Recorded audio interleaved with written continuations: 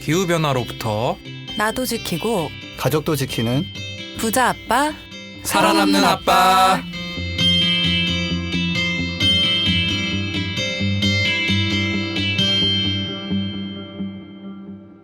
안녕하세요. 팟캐스트 부자 아빠 살아남는 아빠입니다. 기후변화로 급변하는 경제산업구조 속에서 우리들의 가족도 지키고 재산도 지킬 수 있는 방법을 지금부터 알려드립니다. 네, 안녕하세요. 묻어가는 김나연입니다. 네, 안녕하세요. 강의 공포증과 태양광 혐오증에 시달리고 있는 김유석입니다. 약간 긍정적인 분위기를 유지하기 위해 노력하고 있는 가을 남자 고생 마세요, 차일탁입니다. 진짜. 아니 김나연 네. 선생님, 묻어나가는 게 얼마나 좋은 인생입니까? 그러니까요. 저는 윤탁쌤이랑 지석쌤이랑 네. 녹음할 때 너무 행복해요. 지금 요즘 지금 진행도 하고 네. 계신데 다른 코너에서 좀 네, 괜찮습니까? 괜찮고 이렇게 저희- 오면은 좀 뭔가 고향에 온 느낌이 들어서 좋네요. 코너 살아남을 수 있겠죠? 그렇겠죠? 알겠습니다. 태양광 혐오증에 시달리고 있다라고 지석쌤이 하셨는데 저도 사실은 얼마 전에 집에 미니 태양광을 맞아요. 달았는데 제가 얼마 전에 기사를 하나 보고 너무 화가 나가지고 뭐라고 났냐면 이 미니 태양광이 효과가 없다. 나 그런 건 괜찮아. 효과가 없다라고 하면은 뭔가 숫자나 통계가 뒷받침돼야 되는데 그 기사에 이거 메이저 언론사가 쓴 기사입니다. 그 어떤 사람의 멘트를 따가지고 전기값도 별로 안 아끼는 것 같아요. 그냥 그렇게 달고 그냥 에이, 기사 그렇게 달았어요. 내면 안 되지. 그러니까 약간 이런 거는 조금 진짜로 기본이 아니지 않나. 그러니까 예를 들어서 미니 태양광은 발전량이 적기 때문에 실제 요만큼의 효과가 적다. 뭐 이렇게 나가는 거면 내가 뭐 할 말이 없어. 미니니까. 근데 어떤 그 독자의 코멘트 별로 안 아끼는 것 같아요. 그게 끝났어요. 그러니까 뭐 이거는 진짜 새발이 핀데 옛날에 뭐 예를 들어서 그 당진 지역 같은 데 가면은 거기 석탄 발전소 다 몰려 있잖아요. 수도권이나 이런 데서 쓰는 전기를 여기서 생산해서 자기들이 대기오염 피해를 본다. 이런 또 그런 게 있을 수도 있고 어쨌든 이게 오늘 주제랑 되게 밀접한데 맞아요. 예. 그 참 이게 또 에너지 전환이라는 게 정말 얼마나 어려운 일인지 참 그 겪어가야 되는 좀 사회적 갈등인 것 같은데 또 약간 또 기분 좋게 또 저희 댓글 달아주신 거 한번 보고 내용 한번 짚어보도록 하겠습니다. 허지훈님이 팟빵에 1000개씩 후원해 주셨는데 감사합니다. 또 댓글 달아주셨는데 유익한 컨텐츠 감사합니다 라면서 뭔가 전문 분야에 대해 알짜 정보만 콕콕 들을 수 있는 어떻게 또 저희 그린피스 좀 잠깐 와보셨나봐요. 다른 일도 엄청 많으실 텐데 이 팟캐 준비만 다 하실 수는 없다고 생각하지만 4주당 한 번 좀 아쉽다 라고 해주셨는데 이거 뭐 사실은 뭐 김조 선생님한테 달려있는 거 아닙니까? 근데 너무 이렇게 4주에 한 네. 번이라고 하면 3주에 한 번씩 나오는 것도 있는데 하여튼 제가 네. 우리 다 같이 만든 건데 뭐 나 혼자 한다고 되나. 그래서 아무튼 네. 일단은 또 매주 하는 게 너무 힘들었는데 또 4주에 한 번 하면 또 나름 어려움이 있어가지고 올해 말까지 일단 해보고 다시 또 뭐 개편을 좀 할 수도 있는 그런 면이 있으니까 일단 제가 그 계약직이기 때문에 12월 31일에 계약이 끝나거든요. 그래서 또 빅 개편이 있을 수도 있으니까 하니까 한번 기대해 보세요. 네. 또 이제 나연쌤이 한번 댓글 한번 소개 네, 부탁드립니다. 컨츄리파파 농장님께서 팟빵에 남겨주셨는데요. 닭들과 함께 잘 듣고 있습니다. 아이디처럼 이렇게 닭을 키우고 계신가 봐요. 시골에서 살다 보니 지방 시골에서도 실천할 수 있는 시골 맞춤형 정보를 알고 계신 것을 공유해 주시면 실천하고 또 공유하고 싶습니다. 라고 남겨주셨어요. 또 약간 시골이라고 하니까 되게 정겨운데 이제 다 이제 그런 분 아니고 또 이제 시골에서 이렇게 할 수 있는 거를 또 제안하시는 분도 계시네요. 이분 혹시 네. 하림치킨 거기 후계자 이런 분 아닐까? 느낌이 촉이 좀 있는데 좀 시골 다 네. 키운다 이거 하림치킨 좀 후계자 느낌이 좀 납니다. 그래서 일단 태양광 전기차를 가정이라든지 저기 옥상이라든지 이런 거 해보시면 좋고 뭐 차량을 이용하고 계신다면 전기차 저희가 가끔 소개했던 그 봉고 전기차, 기아 봉고 전기차나 현대 포터 전기차 네. 뭐 닭을 키우신다니까 네. 닭을 뭐 옮기거나 하실 일 있을 거 아니에요? 그럴 때 이제 뭐 유용하게 쓸 수 있으니까 태양광하고 전기차는 한번 들여다보시면 좋겠습니다. 자, 애플 팟캐스트에 또 댓글 달렸는데 김나연 선생님 한번 소개해 주세요. 네, 로제포세트님께서 애플 팟캐스트에 남겨주셨는데요. 드디어 정주행 완료! 안녕하세요! 라고 남겨주셨어요. 저희 거 이제 다 정주행을 해주셨나봐요. 되게 많을 텐데. 정말 네네. 감사합니다.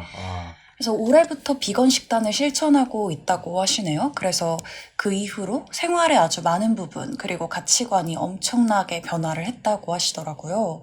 그리고 붓바살바를 일할 때, 특히 청소할 때 아주 유익하고 쉽게 우리의 실태를 듣고 배울 수 있어서 너무 좋았다라고 말씀해 주셨습니다. 그리고 사진을 찍고 계신가 봐요. 사진 작가라서 원래는 세계 일주를 떠나려고 하셨는데 코로나19가 확산돼서 계획이 무산됐다고 그러던 중에 이제 비건이 되셨는데 지금은 더 늦지 않게 이렇게 돼서 천만다행이라고 생각하고 있다고 하시면서 이제 본인의 재능을 환경을 위해서 써보려고 한다 이렇게 남겨주셨습니다. 너무 멋있는 분이십니다. 정말 이제 그린피스를 위해서 또 이제 전 세계적으로 진짜 많은 사진 작가분들이 진짜 같이 활동해주고 계시거든요. 우리 뭐 북극곰으로 대표되는 사진부터 해가지고 그 사진 한 장이 진짜 사람들 생각을 바꾸는 게 많기 때문에 정말 좋은 일을 많이 하실 수 있으실 것 저 같습니다. 하나 제안 드리자면 그 해외였나 국내였나 그 풍차를 풍력 발전기가 있는 풍경을 그리는 분이 있어요. 국내 분이었던 것 같은데 근데 이제 저는 사실 태양광 발전소나 풍력 발전소 주변 풍경이 굉장히 아름답고 되게 평화로운 게 많은데 자꾸 이제 안 좋은 모습처럼 비춰지는 게 있어서 그런 걸 한번 좀 예술적으로 멋있게 찍어주신다거나 뭐 이렇게 해서 좀 해주셔도 좋을 것 같습니다. 그리고 아까 감사합니다. 나연쌤이 읽으셨나 안 읽으셨나 모르겠는데 특히 전기차, 대체에너지, 기후 위기 등과 환경과 경제에 연결고리를 짓지 못했던 제게 눈을 밝혀줬어요라고 하셨는데, 이런 사람이 우리나라에 아직 별로 없어서 이렇게 눈을 뜨신 김에 재무부 장관으로 좀 기재부 장관을 좀 하셨으면 관직 진출 진출. 한번 뭐 안 되면 차관이라도 한번 좀 도전 차관 잘 되면 장관 부탁드립니다. 네, 그럼 오늘 댓글 또 많이 남겨주셔가지고 너무 감사드리고 저희 또 자랑하는 코너죠. 이제 주간 전기차 코너도 좀 오늘 진행을 해보고 오랜만에. 그다음에 월간으로 이제 바뀌었습니다. 그렇죠. 월간으로 바뀌었네요, 진짜로. 그다음에 정말 큰 석유 회사죠. 그 BP라는 석유 회사에서 이제 정말 눈을 뜨게 해주는 그런 보고서를 발표해서 이미 기성 언론에도 많이 소개가 됐어요. 저희가 좀 4주에 한 번씩 하다 보니까 우리 아이템으로 생각하고 있었는데 하지만 그런 언론에서 볼 수 없는 이 보고서를 딥하게 한번 오늘 깊이 있게 정말 진짜 얘네들이 진짜로 이렇게 생각하는지 정말 석유 시대가 끝났는지 한번 그런 거를 오늘 한번 전하는 말씀 듣고 본격적으로 파볼 수 있도록 하겠습니다. 안녕하세요. 오늘만 쇼호스트 똑이에요. 오늘 소개할 제품은 바로 크릴 오일입니다. 요즘 사람에겐 필요 없는 크릴 오일 찾으시는 분들 많으시죠? 남극의 펭귄과 고래의 주식인 크릴, 먹지 말고 양보하세요. 크릴 보호와 함께 전 세계 바다의 30%를 보존하기 위해 지금 바로 인터넷 검색창에 그린피스 해양 보호를 검색해보세요. 붓바살바의 아이코닉한 코너죠. 월간 전기차 한번 시작해 보도록 하겠습니다. 오늘 어떤 소식 갖고 오셨나요? 일단 전기차 보조금 업데이트를 한번 드리려고요. 저는 사실 이맘때쯤이면은 전기차 보조금이 마감이 됐다가도 다시 또 재충전이 좀 될 때가 있거든요. 추경해가지고. 근데 웬일로 찾아보니까 여전히 마감이더라고요. 그래서 서울시는 이제 끝났고요. 그 다음에 대부분 대도시도 다 마감이 됐더라고요, 거의. 근데 굉장히 특이하게 동두천시가 56대가 배정돼 있는데 전기차가 승용차가 16대밖에 안 돼가지고 많이 남았어요. 그리고 화물차가 80대가 배정돼 있는데 5대밖에 접수가 안 됐어요.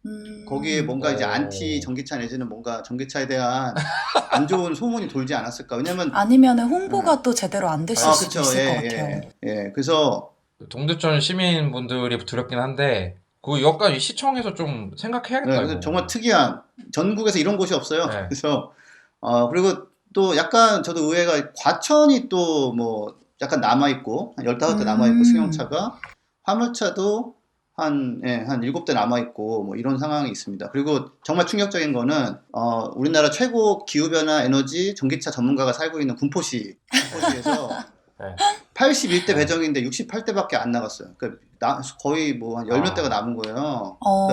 그래서 이건 충격. 제가 정말 지석쌤 분발하셔야겠어요. 에너지 전문가는 반성하고 정말 군포에서 출마는 좀 힘드시지 않나요? KBS 이런 데 나가지 말고 네 동네나 신경 써라라는 저의 자성의 메시지가 제 머릿속에 울리고 있습니다.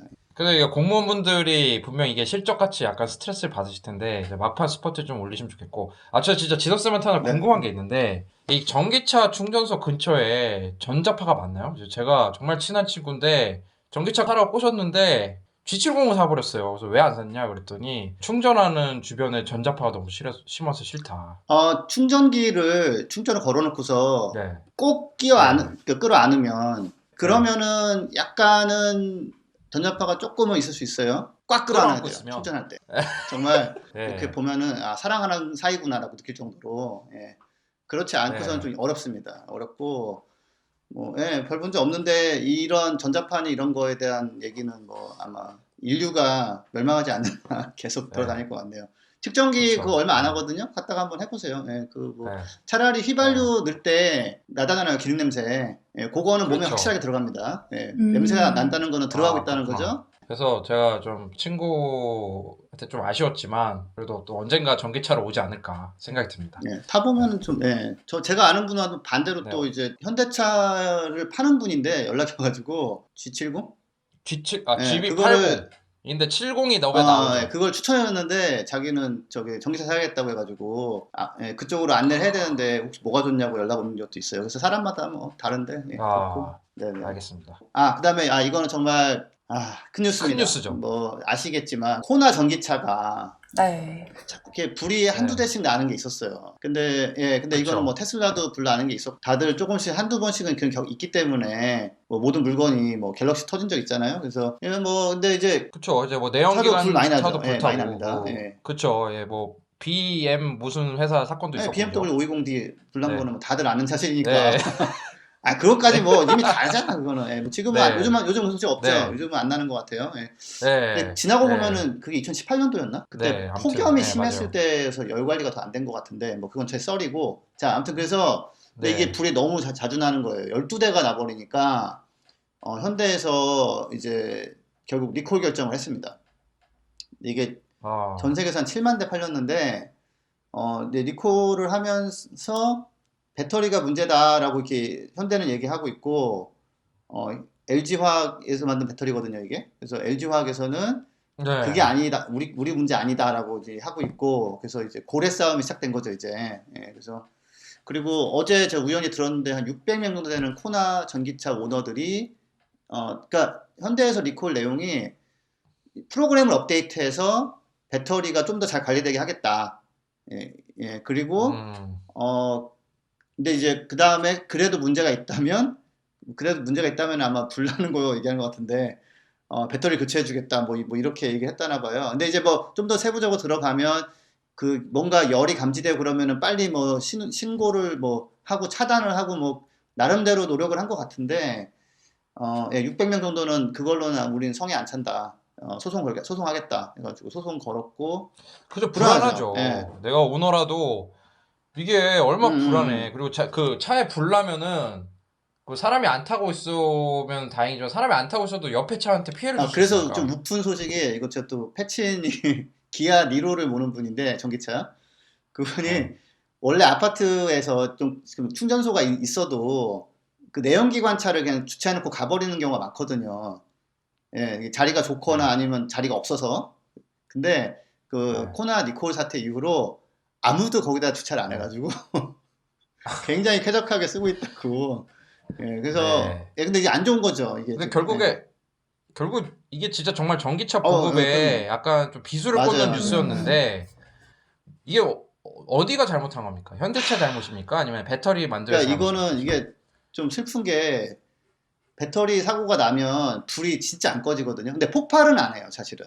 폭발했다는 얘기도 있는데 폭발보다는 그냥 조용히 계속 타요, 그냥 끝까지. 그러다 보니까 뭔가 증거가 안 남아요. 분석을 할 수가 없고. 분석하기가 어려워요. 물을 딱 끄는 순간 꺼지느냐 안 꺼져요. 물을 막 부어도 결국은 거기까지 타나 그래요, 이게. 이게 화학적인 불 뭐 이런 거여가지고. 근데 다른 방법이 없대요. 그래서 근데 한 가지는 지금 LG화학이 많이 의심받는 게 옛날에 우리나라에서 옛날도 아니지. 태양광에 설치된 전기 저장 시설 ESS가 불타고 한 것도 LG 셀이 좀 많았고, 그다음에 쉐보레 볼트가 또 LG화학이 만든 그 배터리가 들어가는 건데 미국에서 또 쉐보레 볼트도 지금 불이 좀 나가지고 되고 있어서 그 기아 니로나 소울 같은 경우는 SK에서 만든 배터리를 쓰거든요. 예, 그래서 지금 LG 화학 쪽이 약간 좀 의심을 많이 받을 수밖에 없는 상황이긴 합니다. 근데 이거 100% 아는 사람은 아직 없어요. 예, 그러니까 그렇군요. 그러니까 지금 뭐 누구 책임 소재인지 알 수, 어차피 뭐 소비자들은 현대차를 통해서 샀기 때문에 현대차가 책임을 지라고 할 것이고, 현대차는 이제 그 납품한 데다가 책임을 지라고 할 것이고, 참 이게 또 골치가 예, 아팠습니다. 이거 해결 잘 안 되면 사실은 진짜 코나가 가장 많이 팔렸던 전기차거든요. 뭐 올해는 이제 테슬라 모델 3의 자리를 좀 이렇게 좀 내줬지만 작년까지는 제일 잘 팔린 모델이고 심지어는 뭐 저희 동료도 타고 있고 제 지인들도 제가 그냥 추천해줘가지고 타고 있었기 때문에 근데 이거를 현대하고 LG화학이 잘 수습 안 하면 사람들이 이제 야 불나는 차 못 타겠다고 해서 이제 기피하면 그나마 별로 빠르지 않은 전기차 전환이 더 느려지는 엄청난 사건이 되는 그렇죠. 거죠. 왜냐면 자동차가 집담으로 큰 재산이기 그렇죠. 때문에 살 때 정말 신중을 해서 사시는 분들이 많거든요. 그러니까 빨리 해결이 됐으면 좋겠습니다. 또 어떤 소식 예, 갖고 오셨나요? 이거 시간 관계상 좀 길게 그러니까 배터리 데이라고 테슬라가 이제 네. 9월 언제였죠? 이게 가물가물하네. 좀 됐죠. 된 좀 뉴스죠, 됐는데 이제. 약간 제가 네. 조금 한번 요약을 해드리려고 이게 네. 그 한 1시간 40분 동안 그러니까 원래 4월 달에 한다고 하다가 코로나 때문에 미뤄가지고 이제 한 9월 말인가 10월 초에 이제 했어요. 했는데 이게 어떻게 보면 좀 웃긴 게 1시간 40분 동안 배터리 기술 및 생산 공정에 대한 강좌를 이제 한 거예요. 저기 CEO하고 저기 그 또 높은 사람이 나와가지고 티셔츠 입고서 이제 하는데 어떻게 보면 되게 웃긴 건데 내용은 거의 뭐냐면은 지구를 구하는 기술? 뭐 거의 그 급인데 뭐 사람들이 반응은 네. 좀 뭐 별거 없는 것 같아 이렇게 말았어요. 근데 이제 네. 이거의 의미는 시간이 지날수록 좀 더 이제 보일 텐데 요약을 좀 해드리자면 근데 관련 유튜브도 많고 관련 뭐 기사도 워낙 많아가지고 거기서 보시면 되는 것도 있지만 좀 더 제가 한번 의미 있게 말씀드리자면 일단은 신형 배터리 규격을 발표했어요. 4680 셀이라고 직경 46mm, 높이 그 80mm 셀을 만들었는데 원래 초창기에 테슬라 모델 S나 이런 거는 1865 셀이라고 해가지고 직경 18mm, 그 길이 높이 65mm짜리 썼어요. 영자는 뭐 그 배터리는 그 AA 배터리 그거보다 좀 더 비슷한 커요. 생긴 거? 근데 그쵸. 네. 그래서 근데 이제 그게 이제 노트북에 쓰던 배터리예요. 그게 규격이. 근데 이제 그걸 갖다가 이제 차를 만든 거죠. 내부는 좀 다르지만. 그래서 그거를 이제 테슬라가 이제 2170 셀이라고 해가지고 조금 더 키운 거 만들었었고 4680 셀은 되게 두껍기 때문에 노트북엔 절대 못 쓰는 거죠. 그러니까 어떻게 보면은 자동차에 맞는 그런 원통형 전지가 최초로 발표된 거예요.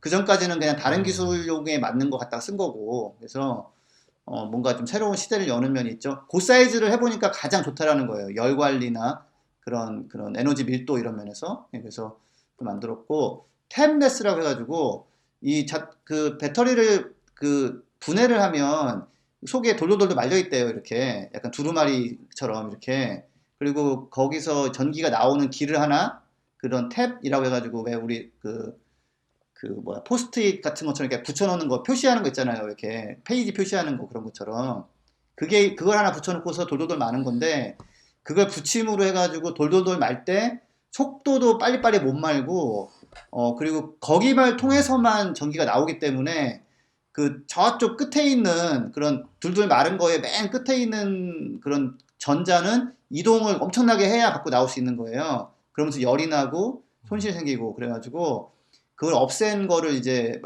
만들었어요. 그래서 별거 아닌 것처럼 보이지만 이것 때문에 뭐 그 에너지 효율이 한 15% 늘어나는 그런 게 하나 있고 근데 이제 그런 게 여러 개가 있는 거예요. 그래서 그걸 다 합쳐놨을 때 효과가 되게 큰 건데 또 하나는 이제 우리가 이제 종종 다루고 전기차를 타세요 하시면서도 약간 그 코발트는 생산할 때 정말 아동노동과 문제가 많은 거 알고 있으니까 참 찜찜한 게 있었는데 이 코발트 많이 줄였어요. 줄였는데 이제 아예 코발트를 안 쓰는 배터리까지 이제 거의 갔다.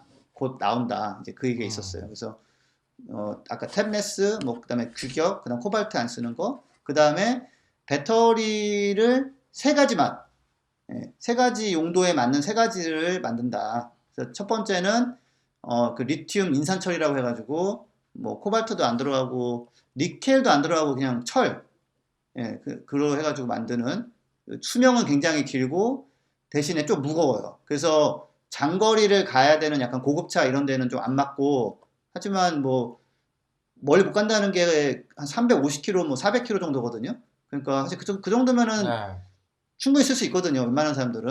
예, 그쵸. 그래서 하루에 택시 운행이 우리나라에서 평균 주행 거리가 250km 정도밖에 안 돼요. 그러니까 충분히 쓸 수 있고, 그 동시에 수명이 되게 길어요. 근데 그 얘기는 이제 안 했어요, 그날. 이제 그래서 그 다음에 지금 태양광이 좀 이제 기술자한테 약간 욕먹는 것 중에 하나가 뭐냐면 들쑥날쑥한다 이거거든요. 그래서 그걸 보완하려면은 그 전기 저장하는 시설이 필요한데, 요 리튬 인산철 배터리 같은 경우는 무겁지만 상관없어요. 왜냐면은 그 어디 움직일 게 아니니까. 그래서 그런 태양광이나 풍력에서 나오는 전기를 저장해서 했다가 필요할 때 보내주는 용으로 쓸 수 있는데, 그거를 하겠다. 그 다음에 지금 우리가 쓰고 있는 뭐 테슬라 모델 3나 이런 데 들어가는 뭐 니로나 뭐 쉐보레 볼트도 마찬가지의 배터리인데, 그런 니켈, 망간, 코발트 내지는 뭐 니켈, 알루미늄, 코발트 뭐 이런 식으로 하는 그런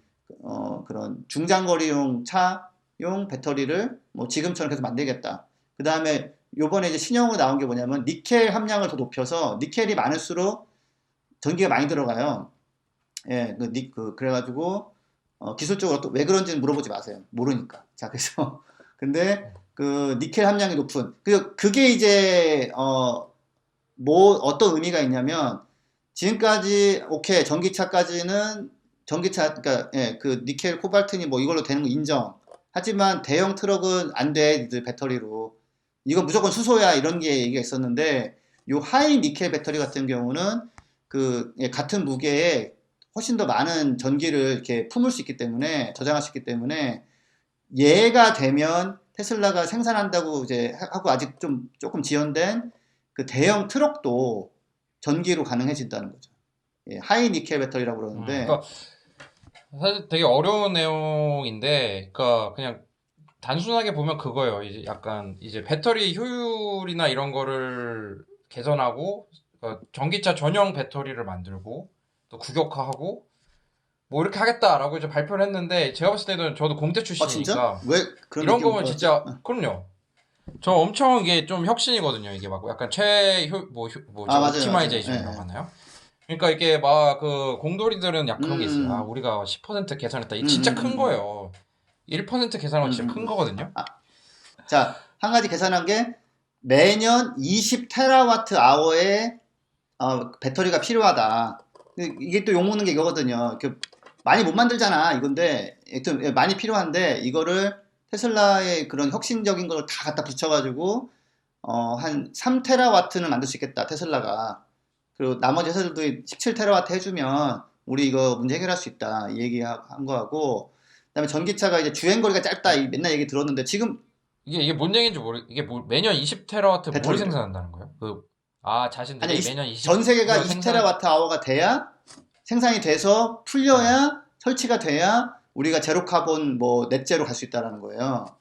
근데 어마어마한 양이죠. 근데 이제 테슬라가 공정 개선 같은 거 다 갖다 붙여가지고 지금 있는 그 기가팩토리라는 것보다 훨씬 더 약간 더 작은 공장에서 훨씬 더 많이 만들 수 있게 되는 기술이 우리가 될 것 같다. 거의 됐다. 그래서 사실 그런 정도 배터리 못 만들면은 넷제로니 우리가 얘기하는 뭐 기후변화 대응 불가능하거든요. 그래서 일단은 가능할 수도 있겠다는 걸 좀 보여준 거예요. 테슬라는 회사 하나가 그 20테라와트 아워가 필요한데 3을 할 수 있으니까 15% 한다는 거잖아요. 그럼 테슬라 같은 회사가 한 6개만 더 있으면 우리가 이제 넷제로 생활에 갈 수 있다라는 거죠. 그리고 그런 배터리를 썼을 때 나올 수 있는 걸로 테슬라 모델 S라는 이제 그 자동차가 지금 500km 정도 가요. 근데 이거를 내년에 출시하는 거는 800km 가게 하겠다. 한 번 충전해가지고. 음. 예, 그래서 전기차가 넥소가 주행거리가 한 550 정도 돼요. 그래서 얘기하는 게 전기차는 이거 못한다 했는데 내년이 되면 800km를 가버리니까 이것도 굉장한 혁신이고요. 그 다음에 뭐 배터리를 구조물로 쓰므로 해가지고 차를 더 단순하게 시킨다 이런 것도 있었고, 차를 만드는 기술, 이거는 이제 배터리랑 상관없이 앞뒤에 있는 철판 같은 거 막 이어 붙이는 게 이제 지금 자동차 공정인데, 이거를 알루미늄으로 주조해가지고 한 번에 딱 만들어 버림으로 해가지고 가격을 낮추겠다, 이런 것도 있었고, 그리고 가장 중요한 거, 요 부분은 꼭 얘기하고 싶은 게, 자, 3년 내로 자율주행도 가능한, 물론 이거 소프트웨어를 따로 사야 될 텐데 25,000달러짜리 차를 우리가 만들 거다 라고 얘기했어요. 3년 안으로요? 3년 안에. 예. 그럼 25,000달러면은 이게 환율로 계산하고 그러면은 한 3천만 원이 안 돼요. 예, 3천만 원이 안 되는데, 이게 또 더 대단한 건 뭐냐면 기름값이 좀 많이 들기 때문에 내연기관차 같은 경우는 뭐 2천만 원 차를 사도 한 7, 8년도 아니야. 한 4, 5년만 타도 기름값만 한 1,000만 원 나갈 수 있거든요. 그 타는 거리에 따라 다르지만. 근데 전기차는 그만큼 안 된단 말이에요. 그래서 이거를 이제 월가의 애널리스트 한 명이 분석해 보니까, 25,000달러짜리 전기차라는 거는 17,000달러에서 18,000달러짜리 내연기관차랑 같은 가격이라고 보면 된다 얘기를 했는데, 자, 미국에서 지금 팔리는 현대 액센트, 굉장히 이제 저가의 세단인데 이게 15,000달러고요. 엘란트라, 미국에서 엘란트라, 우리나라에서 아반떼가 지금 19,000달러예요. 그럼 아반떼보다 저렴하게 나온다는 거네요? 그렇죠. 그 아반떼급이니까 아반떼랑 비슷한 가격으로 나온다는 거 아니에요? 그렇긴 한데 지금 제가 이제 현대 아이오닉 탔었잖아요. 그게 주행거리도 네. 굉장히 짧은 전기차가 4,400만 원이었어요. 아반떼의 2배가 넘었거든요.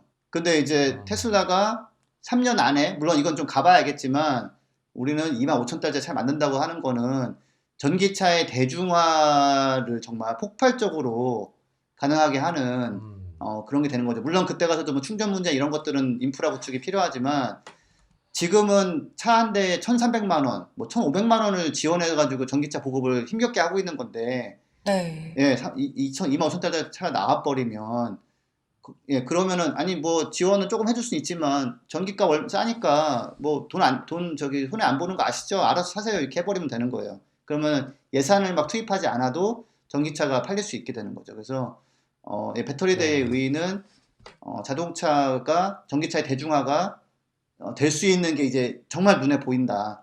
그걸, 전기차 대중화가 보이는 그런 중요한 그렇죠. 모멘트였다. 역사적인 순간이었고, 이거는 의의는 시간이 지날수록 테슬라가 그 얘기한 것만 이제 달성한다면, 그러면은 우리가 전기차 보급에 있어가지고 뭐 국가 예산을 많이 쓴다거나 이런 것들이 이제 필요 없어지고, 그럼 네. 그 돈 갖다가 다른 거 할 수 있잖아요. 뭐 복지를 하던 뭐 다른 걸 하던 할 수 있으니까 그렇죠. 굉장히 저는 희망적인데, 그걸 제가 새벽에 보다가 졸았어요.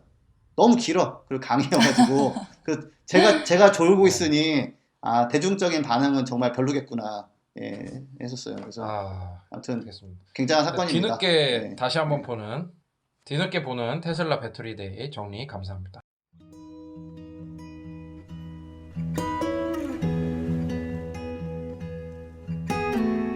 이 방송은 여러분의 소중한 후원으로 만들어집니다. 국제환경단체 그린피스 서울사무소에 후원해주실 분들은 네이버에서 그린피스 팟캐를 검색하시면 쉽게 후원에 참여해주실 수 있습니다.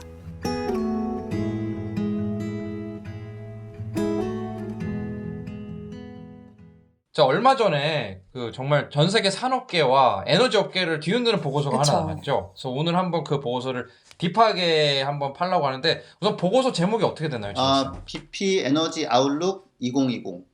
BP가 내다본 에너지의 미래 2020년판 이런 거죠. BP가 우리가 많이 들어보긴 했는데 정말 어떤 회사인지 잘 모르시는 분들도 많을 것 같아가지고, 좀 제가 또 이런 약간 또 가식적하지 않습니까? 그래서 BP를 한번 파봤는데, BP를 제가 한번 찾아보니까 BP가 정말 재밌는 얘기가 많더라고요. 특히 석유 회사인데, 요즘 또 석유라고 하면 또 이제 젊은 분들은 약간 고인물 중에 고인물을 석유라고 표현한다고 하더라고요. 저희 막내가 그러니까 정말 저한테 저 사람은 누나 석유다. 너는 고인물 중에 고인물이다, 실력이. 그래서 너는 석유급이다, 이렇게 표현하는데, BP가 진짜 정말 재밌는 기업인 게 영국 최대 기업이더라고요. 저 몰랐어요. 영국 연금의 10% 담당한다 하더라고요. 거기서 빚대되는 세금이. 깜짝 진짜요? 놀랐어요. 저도. 한 10년 전 얘기인데. 또 제가 또 저기 한국인 아닙니까? 또 BTS가 또 배출된 또 그래가지고 우리나라 최대 기업이랑 또 비교를 안 해볼 수가 네. 없지 않습니까? 그래서 삼성전자랑 비교를 해보니까 연매출은 BP가 좀 더 많은데 순이익은 삼성전자가 좀 더 높아요. 그래가지고 그래서 매출액으로만 따져도 BP가 전 세계 8위예요. 그래가지고 다른 기업 얼마나 중요하나 했더니 전 세계 매출 1위는 월마트인데 2위에서 4위도 중국의 석유, 전기, 가스 회사고 5위는 더치셀, 여기도 그쵸. 석유 회사죠. 6위도 아람코, 사우디 음. 석유 회사죠. 7위 폭스바겐, 석유로 굴러가는 차죠. 8위가 BP고 이제 아마존입니다. 그 다음에 매출로 그러니까 얼마나 물건을 많이 파냐. 그 다음에 10위가 또 석유로 움직이는 토요타 자동차, 11위가 엑손모빌, 그 다음에 10위가 애플입니다. 그럼 이걸 보면 알 수 있는 게 정말 전 세계에서 인류가 석유 또는 석유를 활용하는 거에 돈을 얼마나 많이 씁니까? 그렇죠. 엄청나게 써요. 매출 기준으로는 석유 회사나 이런 데 못 따라가더라고요. 웬만한 회사 아니구나. 그러니까 진짜 하는 거예요. 그래서 BP가 또 어떤 회사인지 보니까 그 세계 7대 석유 회사가 있는데 약간 이런 표현을 좀 쓰면 될지 모르겠는데 석유판 동인도 회사? 영국에?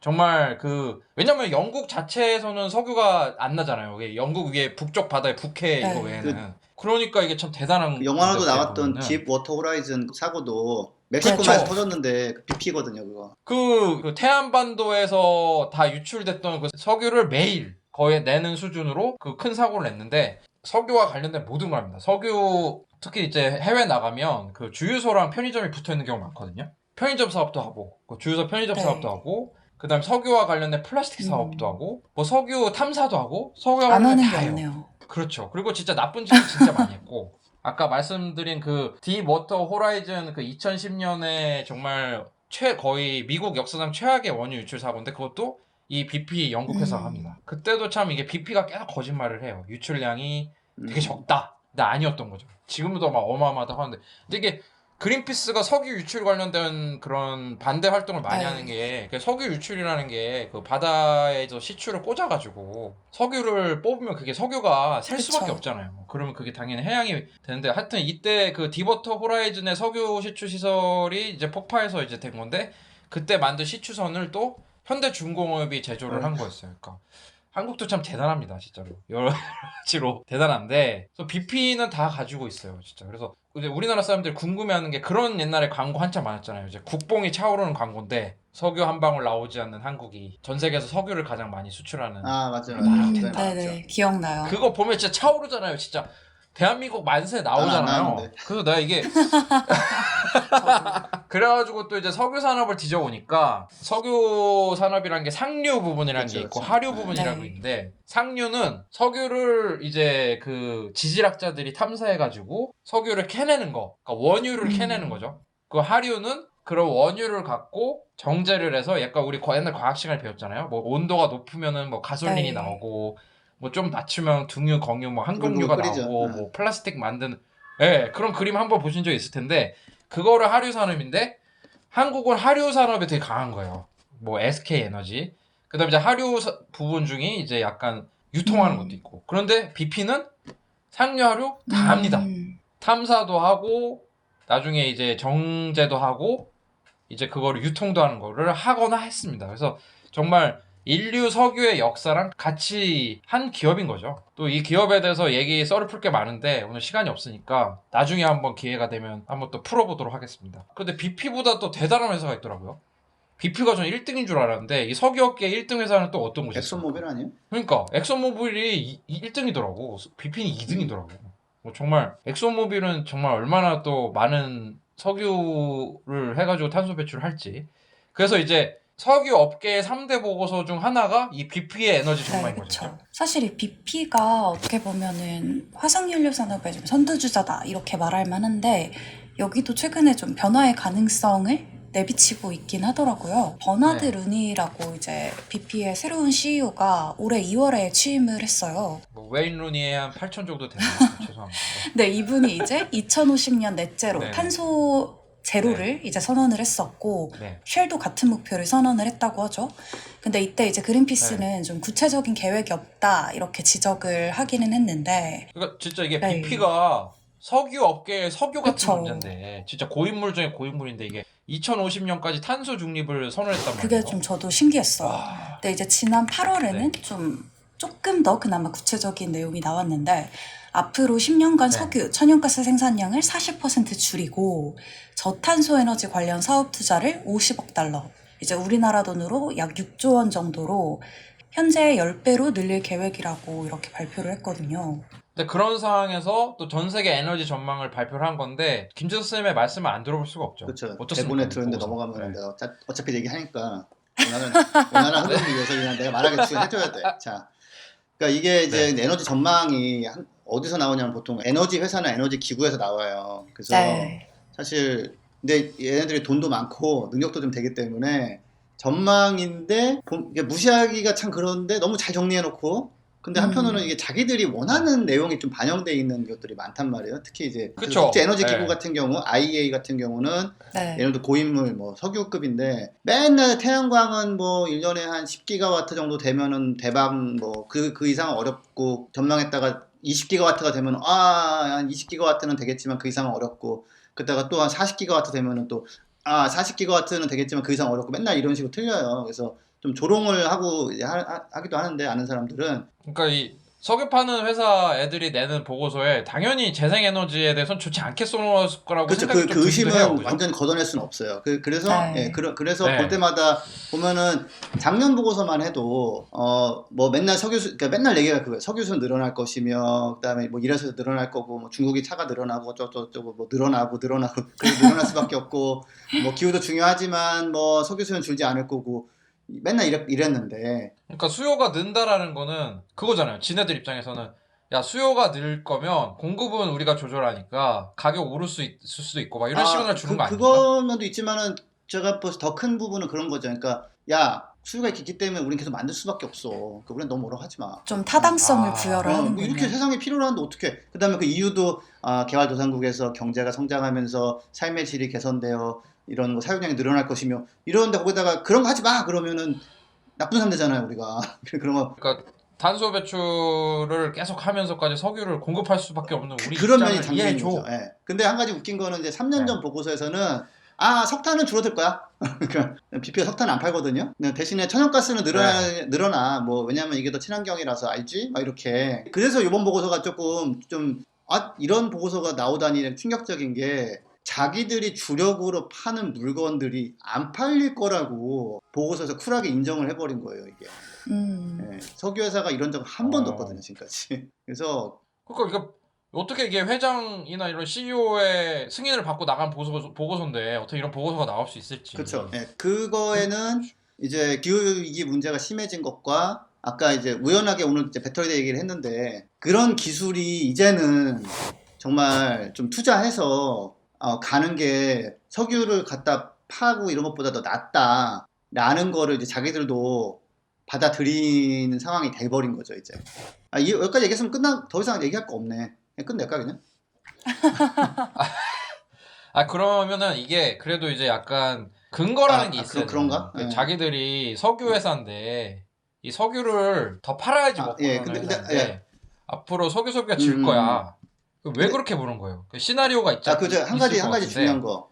이거 제가 포춘지에서 이제 관련해서 어떤 얘기가 나왔나 뭐 이제 좀 찾아봤는데 네. 그 BP에서 이런 얘기도 했대요. 우리 직원들이 내가 추구하는 것과 회사가 하는 게 너무 안 맞아가지고 굉장히 그 불안감과 이게 조금 자괴감 같은 거를 많이 느끼고 있다라는 거를 BP 관계자가 얘기를 한 게 있더라고요. 예, 그래서 그렇잖아요. 내가 열심히 일해가지고 사회에 기여하고 뭐 세금도 나고 뭐 어려운 사람도 돕고 이렇게 하고 싶은 사람 대부분이지.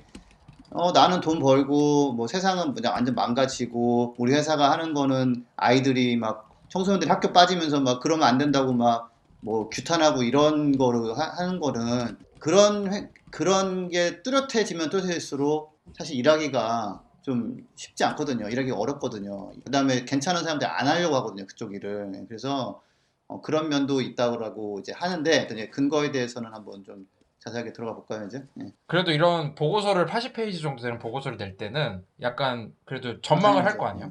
왜냐면은 이게 뭐 코로나 때문에 그런 건지 그러니까 코로나 때문에 단기적으로 안 쓰게 된다라는 건지 아니면 장기적으로 석유를 안 쓰게 된다는 건지 그런 거 어떻게 좀 분석을 했는지 궁금합니다. 네, 그러니까 이게 이제 전망이잖아요. 네, 전망이니까 이제 자기들이 이렇게 본다. 근데 이게 그 처음 보고서 앞부분에 이런 게 있어요. 세 개의 코어 빌리프가 있다. 우리가 요 세 가지는 이럴 거야라고 믿는 게 있다라고 얘기한 게 있어요. 그게 이제 어떻게 보면 핵심인데 첫 번째는 재생에너지가 갈수록 더 큰 역할을 할 것이다. 그리고 소비자들은 전기차와 자율주행 기반 모빌리티로 이동할 것이다. 그리고 석유와 가스의 역할은 줄어들 것이다. 요 세 개가 코어 빌리프라고 얘기를 합니다. 그럼 그거는 도저히 이제 그 바뀌지 않을 거의 진리에 가까운 사실이기 때문에 그 다음에 이제 그러면 수요가 그렇죠. 줄 것이다. 그거에 기반해 전망했다는 거죠. 예, 그리고 그 세 개의 코어 빌리프에 기반한 2050년에는 에너지 시스템이 어떻게 변할 것인가에 대한 또 세 가지 추가적인 우리의 그 빌리프가 있다. 그러니까 코어에 기반을 둔 이제 추가적인 자기들 믿음이 있는데 이런 말이 있어요. 그러니까 자원 가용성보다는 고객의 선택에 따라 에너지 믹스가 다양해질 거다. 그러니까 석유가 있기 때문에 석유 쓰는 게 아니라 석유는 있지만 석유 안 쓰겠어.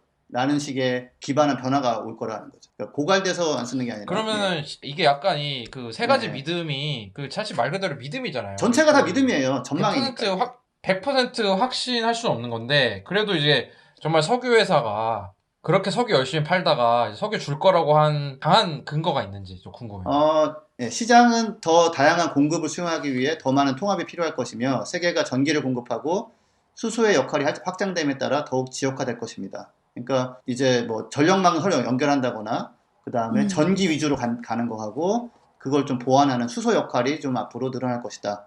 그 다음에 지역 생산에서 지역에 소비하는 식으로 간다라는 게 이제 그 코어 두 번째의 그 추가적인 그 믿음이고 세 번째는 국가, 도시 및 산업은 탈탄소화된 에너지 및 이동성, 모빌리티 요구사항이 맞춤형 솔루션으로 충족되기를 원할 것이며 에너지 시장의 중심이 소비자에게로 이동하고 전통적인 상류 생산자로부터 멀어질 것입니다. 그러니까 국가 맞춤형 솔루션 이렇게 약간 뭐 그린 뉴딜이나 뭐 이런 거를 얘기하는 거예요. 그러니까 탈탄소가 되게 핵심이죠, 사실은. 석유나 가스는 탄소 기반이기 때문에 태우면 무조건 CO2 나온단 말이에요. 그러니까 국가도 그렇고 지역 도시도 그렇고 산업도 탈탄소를 향해서 갈 거라는 거죠. 그리고 모빌리티도 이거 뭐 차가 있는데 이거 뭐야 석유차 아니야? 나 이건 안 타지. 전기차 그러니까 택시가 지나가도 예를 들어서 전기 택시만 타지면은 뭐 기름 택시만 안 타거나 아니면 어떤 도시에서 그런 차는 앞으로 이제 퇴출시킨다는 거죠. 그러니까 탈탄소화가 핵심이에요, 사실 여기서. 예. 그런데 약간 이제 막 우리 팟캐스트의 12번째 선수인 그 트럼프 대통령 같은 사람들이 재선이 되면은 약간 이런 게 늦춰질 수 있잖아요. 근데 약간 그러면 이 BP 보고서가 트럼프랑은 이제 아닐 거라는 거를 좀 밑에 깔고 이렇게 쓴 걸까? 그건 되게 그런 궁금합니다. 면도 있지만은 트럼프가 뭐 미국을 뭐 장악하고 있다고 하지만 전체를 장악한 것도 아니고 왜냐면 캘리포니아 뭐 뉴욕 주 이런 데는 자기 맘대로 할 거기 때문에 최대한 할 수 있는 데까지는 그래서 뭐 트럼프가 안 될 거라는 것도 약간 유추해 볼 수는 있지만은 트럼프가 되더라도 전 세계적인 흐름은 탈탄소화로 간다라고 자기들은 믿는다는 거죠. 그 믿음의 근거들은 다 있겠죠, 이제.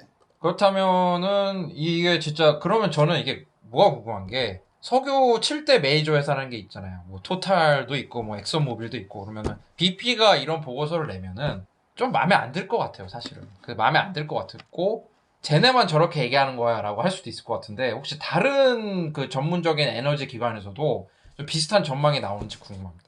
이렇게 대놓고 전망한 거가 있는지는 잘 모르겠고요. 근데 토탈이라는 석유 회사, 프랑스 회사는 태양광 패널 만든 회사를 하나 인수했나 그래요. 몇 년 전에. 그리고 거기도 샤프트인가? 라고 이제 배터리 회사도 하나 인수했고 그러니까 사실 BP는 지금 보면은 그런 데보다는 조금 늦은 거고 엑선모빌이나 이런 데보다는 좀 빠른 거죠. 네, 근데 이제 BP는 아예 좀 대놓고 선언 같은 거를 좀 한 거가 좀 특이하고 충격적인 면이 있는 건데, 그러니까 선언 안 하고도 조용조용히 잘할 수 있잖아요. 그러니까 다른 회사는 이렇게 큰 선언을 안 했지만 이렇게 그쪽으로 투자를 많이 늘렸거든요. BP는 투자를 좀 안 하기로 조금 해서 욕을 좀 먹었던 거로 제가 기억하거든요. 쉘 같은 경우만 해도 약간 더 가지고 있어요.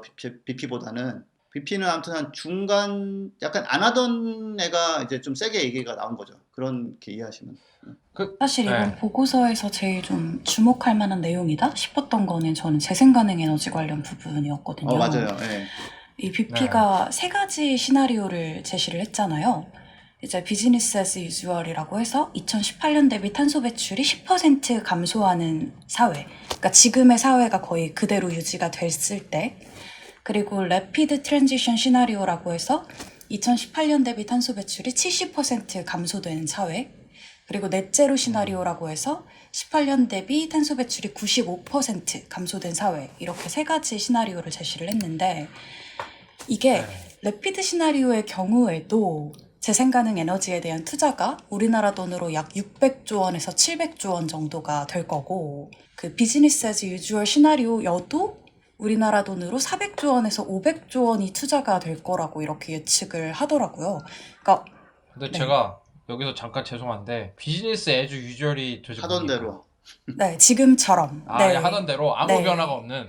그러면 라피드는 빠르게 변하는 거고 넷젤로는 배출량과 상쇄량이 합쳐가지고 0이 그쵸. 되는 사인 건데 어떤 게 좀 더 그린피스가 꿈꾸는 사인 거예요? 래피드랑 넷제로 당연히 사이. 넷제로죠. 넷제로가 한 넷제로가. 1.5도가 될 수 있는 확률이 좀 있는 시나리오, 2050년까지. 네, 래피드는 이제 2도. 한 2도 정도 네. 보는 것 같아요. 예. 그러니까 약간 우리가 그 파리 기후 협약에서 그 2100년까지 지구 온도 상승폭을 1.5도로 낮춰야 된다고 이렇게 얘기를 했는데 약간 애매하게 마무리했죠. 뭐 2도 내용도 들어가 있고. 라도 뭐 2도는 넘지 않되 그러니까 이제- 1.5도를 지향한다. 뭐 그 네, 정도였어요. 가급적. 그러니까 막 되게 그런 건데, 그러니까 래피드는, 그러니까 BAU는 그냥 우리가 탄소 안 줄이고 계속 그냥 지금같이 쓰는 상황인 네. 거고, 래피드는 지구 온도가 그 2% 올라가는 정도 수준으로 탄소 배출을 줄였을 때고, 넷제로가 이제 1.5도. 그쵸. 네, 그 시나리오를 좀 보니까 어떻습니까? 네. 이게 사실은 저는 지금 상황이 그대로 유지되는 건 정말 최악이잖아요. 사실 기후위기 대응이 하나도 안 그쵸. 되는 건데 만약에 그런 상황이 유지가 된다고 하더라도 재생가능 에너지에 대한 투자가 어마어마할 거다라는 게 정말 에너지 전환은 이제 거스를 수 없는 흐름이고 사실 이 BP 연구원도 이 재생가능 에너지가 역사상 그 어떤 연료보다 가장 빠르게 성장하고 있다고 하더라고요. 이런 걸 보면 좀 이제 태양광이나 풍력의 확대는 선택이 아니라 필수인 거죠. 좀 넘어간 부분인데 키 메시지라는 게 있어요. 보고서 키 메시지가 네. 한 15개 정도 있는데 그 중에 마지막에 2개가 되게 인상적인 게 뭐냐면 세상은 지속 가능하지 않은 경로에 놓여 있습니다. 탄소 배출이 지금 이대로 가면 세상이 네. 지속 가능하지가 않아요. 그래서 탄소 배출량이 빠르고 지속적으로 감소하려면 정책 조치가 필요합니다. 이건 뭐냐면 탄소세 때리라는 거예요, 지금. 아니면 내연기관차 퇴출을 뭐 하든지. 그러니까 석유회사의 보고서에 이대로 가면 우리 망해요. 그러니까 우리가 팔고 있는 물건을 좀 못 팔게 해주세요라는 말이 들어가 있는 거예요. 예, 그리고 뭐 마지막에는 뭐냐면 탄소 가격을 크게 상승시키고 빨리 이걸 하지 않으면 사회적으로 그러니까 경제적으로 굉장한 비용과 혼란이 초래될 수 있습니다. 이런 얘기를 하거든요. 그러니까 이제는 석유회사도 그냥 단순 가격만 가지고 이게 싸요라고 말을 안 하는 거예요. 이 빨리 석유 같은 거 비싸게 만들어 주세요라고 얘기를 하고 있는 건데 이게 보고서에만 나온 게 아니라 제가 좀 보고서 깜짝 놀랐다가 약간 좀 우울해졌는데 지금 영국에서 2030년에 내연기관 퇴출을 할 거냐 말 거냐 가지고 좀 이렇게 논의가 있어요. 2030이 맞냐, 2032냐, 뭐 2035냐 뭐 이렇게 하고 있는데 그 BP하고 쉘이 둘 다 2030년까지 퇴출시키는 게 맞다 라고 얘기를 했더라고요. 공식적으로. 그래서 막 머리가 띵한 게 아니 석유회사가 그것도 그 주유소까지 운영한 석유회사가 저기 40년까지 없애는 게 맞아요 라고 얘기를 공식적으로 했다라는 게 맞아요. 와, 지석쌤 이거 얘기하신 것처럼 새로운 세상이다 이건 진짜 좀. 네, 전기차 수소차 전환은 특히 그 2020년대 중후반을 보더라고요. 그때 최고조에 달할 거라고. 그리고 이게 가장 그 석유 수요 감소에 좀 결정적인 영향을 하는 것들 중에 하나가 될 거다. 이렇게 얘기를 하더라고요. 그리고 제가 보고서를 한번 보니까 이게 경제적으로도 이제 재생 가능 에너지로 갈 수밖에 없는 걸로 보이는 게, 물론 세계 시나리오마다 다르지만 그냥 우리 아무 변화 없는 비즈니스 애즈 유주얼로 갔을 때도 2018년 기준으로 봤을 때 재생 가능 에너지 가격이 많이 떨어지네요. 태양광 같은 경우는 2018년에 100원이었다면은 2050년에는 그냥 30원대 수준으로 떨어지고요. 풍력은 70원대로 떨어진다라고 이 보고서 전망을 하고 있어요. 그러니까 이제 비즈니스 애즈 유주얼이라는 거는 그냥 투자량이 적을 때 얘기지만, 만약에 우리가 넷제로를 가는 세상을 보고 이제 태양광과 풍력에 투자를 많이 늘린다. 그러면 어떻게 되냐면 2018년에 100원 하던 그 풍력 에너지가 60원대로 네. 떨어지고, 태양광은 거의 20원대, 30원대로 완전히 뚝 떨어집니다. 그러니까 가격이 떨어지니까 굳이 기름을 팔 필요가 없죠. 그게 뭐 매장량이 다 돼 있다고 굳이 그거를 다 팔 필요도 없고, 그죠? 근데 한 가지가 지금도 태양광이 장기 계약을 하면 해외 뭐 미국 일부 지역이나 이런 데서 킬로와트아워당 한 40원, 뭐 30원 정도에 하고 그래요. 두바이 이런 데서. 물론 이제 그 뒤에는 뭐 세금 혜택 같은 거 있고 막 이런 게 있지만, 그리고 그 IEA라고 이제 에너지 업계 고인물 중에 고인물, 거기가 그쵸. 한 이틀 전인가 3일 전에 태양광이 이제 가장 싸다. 이제 그 킹 오브 에너지가 됐다. 웬만한 지역에서는 태양광이 제일 싸다라고 얘기를 이제 했거든요. 네. 그래서 지금도 웬만한 데선, 근데 이제 문제는 뭐냐면은 그 태양광 풍력만 가지고 에너지 시스템을 만들 수는 없어요. 중간에 그 완충 장치, 저장 장치가 필요한데, 아마 그 BP 전망에서 만약에 태양광이 뭐 100원 이런 얘기 나왔다면 아마 에너지 저장 장치까지 포함해서 그 만들었을 때 뭐 그런 전망이 있지 않을까. 자체로는 이미 엄청나게 싸고요.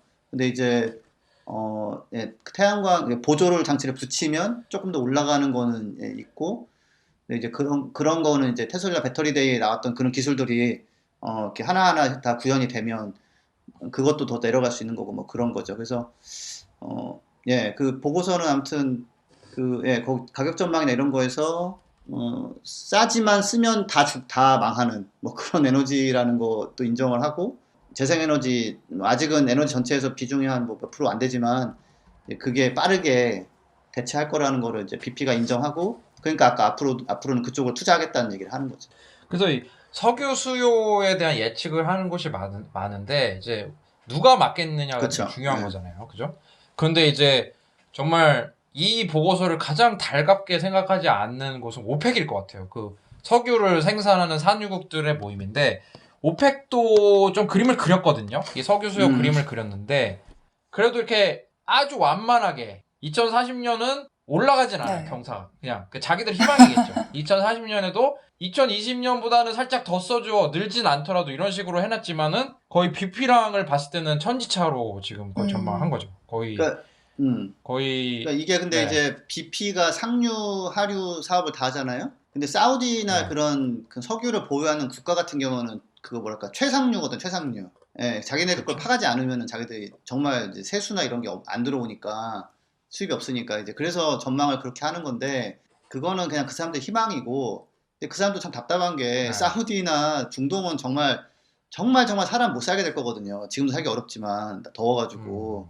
근데 이제 뭐 그쪽은 전망을 만약에 모르겠어요. 사우디 석유 장관이 BP처럼 전망하면 뭐 자리에서 물러나면 물론 뭐 나연쌤, 그 사우디 전 석유 장관이 한 코멘트가 있다면서요. 네, 맞아요. 이분이 이제 석유 장관인데도 좀 이런 말씀을 하셔서 저희가 그린피스 채널에도 몇 번 소개를 한 적이 있는데, 이 말을 해서 직장을 그럴 수 잃으신 건 아니죠? 그럴지도 몰라요. 석기 시대가 끝난 것은 돌이 없어서가 아니다. 석유 시대도 석유가 고갈되기 전에 종말을 고할 것이다. 이렇게 말씀을 하셨어요.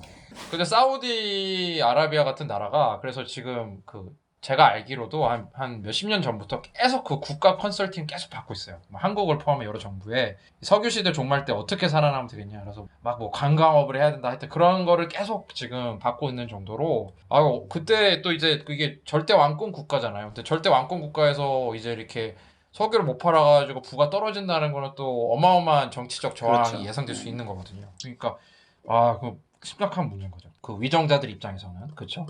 그런데 이제 BP가 정말 진짜 석유 악당 중에 악당이었잖아요. 그린피스가 BP를 상대로 정말 얼마나 많은 캠페인을 정말 했어요. 투쟁의 역사를 해왔잖아요. BP 본사도 막 들어가고 뭐 여러 가지가 있었는데 그러니까 약간 100% 믿음이 안 가는 거예요. 근데 제가 또 찾아보니까 아까 그 석유 업계에 상류 사업 있고 하류 사업이 있는데 하류 사업 부분 석유 정제를 하는 이 부분을 얼마 전에 다른 회사에 팔았더라고요.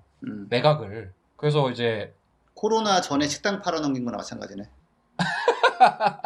그런데 그걸 또 샀어요. 사는 사람도 있어요. 그래가지고 네, 나는 그렇죠. 지금 겁나는 게 우리나라에서 하류 그 산업을 하는 사람들이 그 상류를 잡고 싶어가지고 맞아. 우리도 유전 개발도 하고 싶다. 맨날 가져와가지고 음. 정제해서 팔지만 말고 이번에 BP가 막 넘기는 상류 그 자원을 막 사진 않을까 진짜 걱정돼요 저는. 그런데 그건 사진 안 하는데 그러니까 올해 6월에 BP가 자기들은 2050년까지 탄소 배출 제로를 선언해야 되기 때문에 올해 6월에 석유화학 그 사업 부분을 그 이네오스라는 맞아. 세계 최대 넘겼죠. 석유화학 기업에 90억 달러를 주고 팔아요. 그래가지고 이걸 보면은 좀 진짠 것 같기도 하고. 근데 아직도 그 BP가 석유로 먹고 사는 게 너무 많은데 정말 진짜 재생 가능 에너지 투자를 많이 하고 할 거냐. 그게 약간 믿음이 참 안 가. 참 잘한다고 해주고 싶긴 한데 뭔가 그런 게 좀 있긴 있습니다. 예, 그게 2009년 때도 코펜하겐 협약을 한 해 만에 막 네. 그때도 기후 위기 이제 이게 마지막 기회다 시간 없다 뭐 이게 그랬었거든요. 근데 그때쯤에 BP가 우리는 비욘드 페트롤리엄 원래 브리티시 페트롤리엄인데 네. 그러니까 영국 석유 회사였는데 석유를 넘어서 그래서 비욘드 페트롤리엄이 이랬었어요. 그래서 태양광도 잠깐 사업도 하다가 했는데 몇 년 있다 맞아요. 접었어요 다. 그래가지고 그 2011년에 태양광 사실 BP가 모르는 분이 많을 수 있는데 BP가 태양광에 1981년에 진출했어요. 루카스 에너지라는 거 인수해가지고 그거 뭐 왜 인수했는지 되게 모르겠지만 빨리 했네요. 아니면 뭐 우리가 석유로 너무 나쁜 짓을 하니까 아닌 걸 보여주려고 했는지 모르겠지만 1981년에 태양광에 진출했는데 2011년에 뗍니다. 그래서 저 궁금한 게 미국의 16만 개 모듈에서 32메가와트를 하는 발전소 이런 거 엄청 큰 아니요, 건가요? 되게 작은 거예요. 지었어요? 그때 기준으로 큰 건데 지금 기준으로 되게 되게 작은 작은 거죠. 거예요. 근데 그런 거 하나랑 뭐 5메가와트짜리 그 정도 수준 3개 정도 갖고 있는 걸 하다가 팔아버리거든요. 그 바이오 퓨얼도 맞아요. 손대고 네. 뭐 안 에탄올도 한 게 하고 없구나. 근데 이거 아니다 싶어가지고 다시 천연가스 다시 신나게 켜거든요. 그래가지고 조금 의심이 가긴 하는데 근데 지금은 이제 어쨌든 뭐랄까 지켜보겠습니다. 한계에 네. 다달았거든요. 한계에 정말. 그리고 그 대안 기술이 네. 많이 나왔어요. 이제는. 2009년도 이럴 때는 뭐 전기차 얘기하면 진짜 웃음 나는 거였거든요. 웃기고 있네 이런. 그런데 지금은 좀 다른 그림이 돼서 BP가 좀 똑똑하다면 요번에 좀 바꿀 거고 BP가 결국에는 또 하던 거 하자로 돌아가면은 이제 BP의 회사의 전망이 좀 많이 나빠질 거라는 정도는 된 것 같습니다. 그러니까 자기들도 좀 더 결심이 선 것 같은데 앞으로 어떻게 할지는 좀 이제 두고 봐야겠죠. 그러니까 우리가 진짜 제일 보고 싶지 않은 뉴스는 그런 거잖아요. SK 에너지, GS 인수했다. 칼텍스 막 이런 데가 안 돼. BP 넘어섰다. 안 BP 돼. 매각 부분 우리가 안 인수해 되죠. 석유 한 방울 안 나오는 국가에서 BP 넘어서 우리나라 기업들이 그래가지고 더 기후 또- 리더십을 보여줘야 네. 되는데. 네, 그래서 우리나라도 이제 SK 에너지, GS 칼텍스, S-오일, 현대 오일뱅크 이런 데가 있지 않습니까? 하류 부분에 우리나라가 세계 6위라고 해요. 이렇게 그 기름 그 정제하는 게.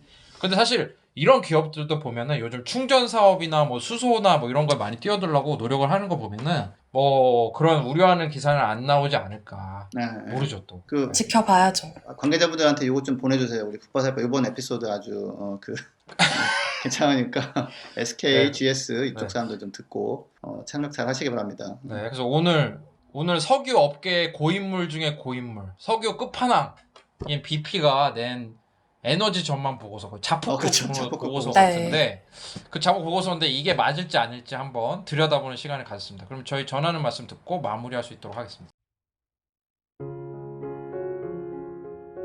그린피스 유니버스는 애플 팟캐스트, 구글 팟캐스트, 팟빵, 파티, 앵커, 스포티파이 등을 통해서 들으실 수 있습니다. 방송에 대한 의견이나 참여를 원하시는 분들은 gkr@greenpeace.org로 메일을 보내주시면 저희가 정기적으로 확인하도록 하겠습니다. 네, 오늘 나연쌤 오늘 묻어간다라고 약간 조금 풀이 주고 있었는데 오늘 방송 해보시니까 어떠세요? 아, 오늘 고향에 온 것 같아서 좋았고, 또 아까 저희가 네. 석기시대, 뭐 석유시대 이런 얘기를 했잖아요. 사실 척기에서 철기를 넘어갈 때 중간에 청동기가 있긴 했지만, 이게 철기라는 너무 좋은 대안이 나왔기 때문에 더 이상 석기시대에 머물지 않게 된 거잖아요. 좋다, 우리도 멘트. 이제 재생가능 에너지라는 너무 좋은 대안이 이미 있기 때문에 더 이상 석유시대에 머물 이유가 없다. 이런 말씀을 좀 마지막으로 드리고 싶습니다. 예, 좋습니다. 지석쌤 아, 어떠세요? 저는 너무 다행스러운 것 같고요. 이런 BP가 이런 식으로 좀 더 정말 자포급 보고서 내놓으면서 이제 굳히기에 들어가는 거 너무 좋은데 동시에 좀 너무 안타까운 건 도대체 왜 우리나라에서는 이런 논의가 안 되는가. 다들 뭐 아트도 써야 되고 쓸 거고 내연기 관찰을 또 없애자니 또 뭐 고용이 너무 줄어서 안 되고, 그래서 빨리 이런 동향을 좀 받아들이고 빨리 바뀌었으면 좋겠습니다. 네, 저도 참 우리나라 석유 업체들 옛날에는 어렸을 때 대단하다고 생각했거든요. 진짜 석유 한 방울 안 나오는 국가에서라고 했는데 정말 진짜 석유 업계 고인물이 이렇게 가지 않습니까? 그럼 우리나라 좀 석유 업계도 빨리 재생에너지로 좀 전환을 할 수 있었으면은 그게 뭐 지구도 살리고 그다음에 석유 값이 안 나오잖아요. 그쵸. 석유가 그리고 재생에너지가 더 싸지고 그 방향으로 가는 게 맞다고 봅니다. 네, 오늘 오랜만에 방송 참여해 주셔서 감사하고 또 저희가 복바살바 다음에 좀 더 충실한 내용으로 찾아올 수 있도록 하겠습니다. 감사합니다. 감사합니다. 감사합니다.